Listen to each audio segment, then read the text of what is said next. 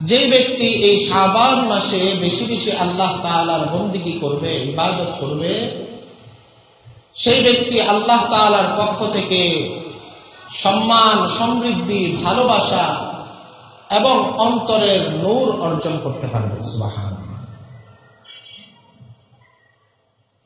এই শাবান মাসের অনেকগুলো আমল এবং অনেক ফজিলতের কথা হাদিসে পাকের মধ্যে বর্ণিত হয়েছে।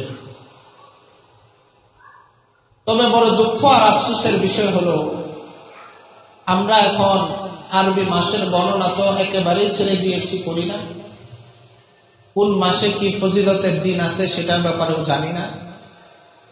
আমরা শুধু শাবান মাসের ফজিলত বলতে যেটা বুঝি, মনে করি, সেটা আমরা মনে করি এই মাসে যে একটা রাত আছে লাইলাতুল বারাআত, আমরা মনে করি শুধু এই মাসের ফজিলতপূর্ণ রাত একটাই, এই মাসের ফজিলতপূর্ণ দিন একটাই, সেটা হলো শবে বরাত।